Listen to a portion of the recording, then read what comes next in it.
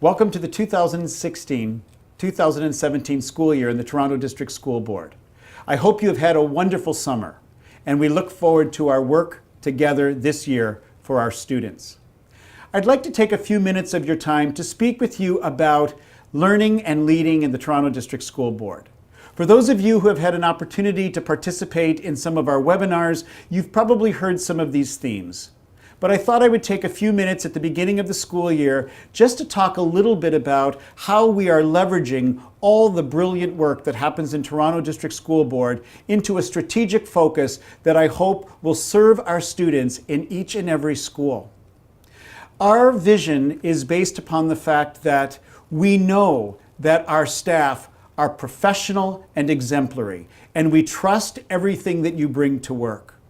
We also know and believe that our commitment is our students, their achievement and their well-being, and that everything we do is to make a difference in this area. And we also know that together, by collaborating and learning and working together, we can do anything. And I truly mean that for our students. So with that in mind, I just would like to walk through what it is that I hope becomes our clarity as we again bring together all that we know and understand about teaching and learning, all that has happened in many corners of this great board as we serve our students. Shared leadership is required. Shared leadership means that we honor the voice and experience of all. It means that we understand that our experiences together make so much more happen than any one of us could do alone. Those of us who have formal leadership positions like principals and superintendents and managers do have a significant role to play. But that role is not to do things that would in any way silence the voice and expertise of our staff. Shared leadership is key. Formal leadership in this model is key. And together we wish to create a strong learning culture. Strong learning culture means that we have trust, high expectations, and we understand collective wisdom. And we work together to strengthen those things. And we listen to one another. And we are impacted by the voice of each other, including our students, who have so much to offer in terms of our work ahead. So we have a leadership culture that enhances learning. And what we're trying to do is improve our students' achievement and well-being. And to that end, we start with our foundational commitment to equity. When we use the term equity in the Toronto District School Board, what we mean by that is that each and every one of our students will be successful because we've provided the right opportunities, the appropriate resources, and the effective conditions to make that so. In order for our commitment to equity to be fully realized, we need to confront some things. We need to look at our own individual bias that might be clouding our perceptions. That individual bias in the context of a school or department community could become a system barrier, one that we may even forget or not be aware of. But by confronting bias, by understanding that barriers may exist, and then by bringing about appropriate change flowing from our learning in this area, we are then creating the equitable conditions for each and every one of our students to be successful. Connected to that then is our commitment to achievement. And everyone knows the importance of literacy and numeracy. We also understand the significance of digital fluency. However, we want to push the envelope in terms of the improvement goal that you create in each and every school. What does that achievement look like? Supported by technology. Technology is not the focus. The learning is. And the instruction that's provided and the learning opportunities that are provided would need to invite our students to this deep learning that we've been speaking about. And to that end, we ask each and every one of our staff working with our students to think about the global competencies, to think about how do we assist our students in terms of global citizenship and character. How do we create those opportunities where our students become the change agents, responding to critical and real problems in our communities and in our society so that their learning is impactful not only to them but to others. How do we support our students to be critical thinkers, to be creators, entrepreneurs? Because we have confidence that they can do that. How do we help them communicate more effectively? So though we continue with our foundation of literacy and numeracy, though we do understand the importance of technology, I'm asking that each and every one of our schools, when thinking about their achievement goal, think about it through the lens of the global competencies. And then we think of the importance of well-being. Well-being because we know that when our students are optimistic and confident, when their self-esteem is strong, when they're resilient, it makes a difference.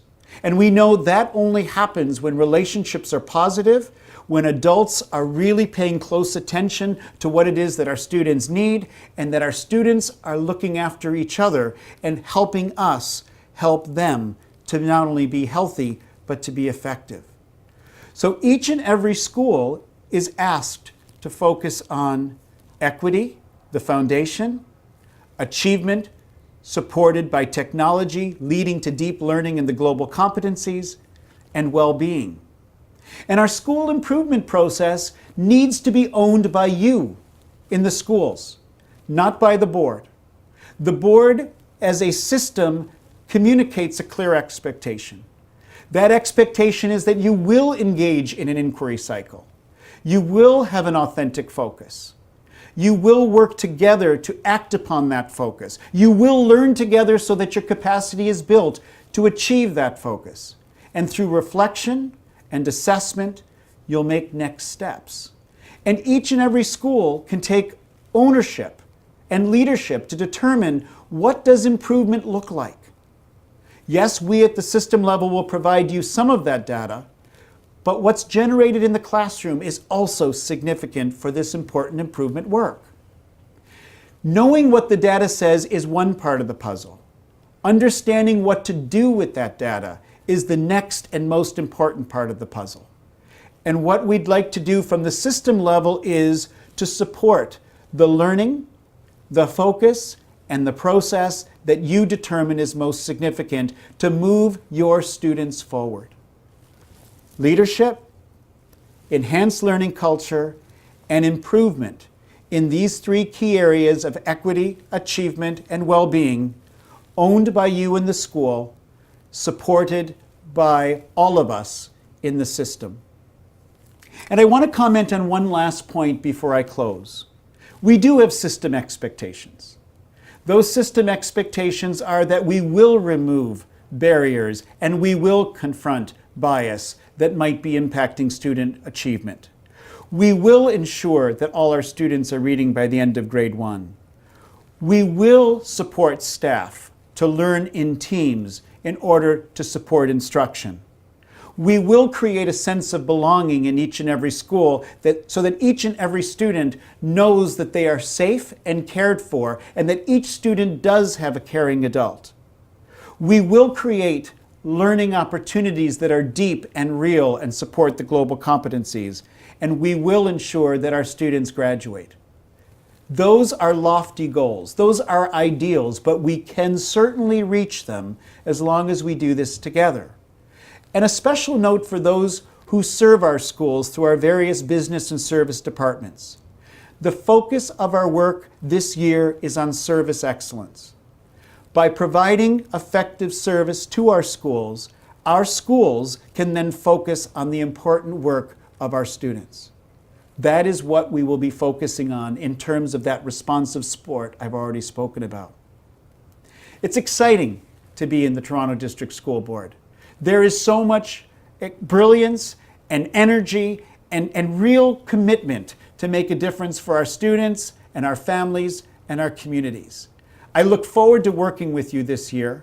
I look forward to what I learn is happening in each and every school because of your efforts, and I hope that you have an amazing start to the 2016-2017 school year, and I look forward to meeting you in your schools, and I also ask you to continue to share your expertise and your insights so that we can make our TDSB community a better place than it already is.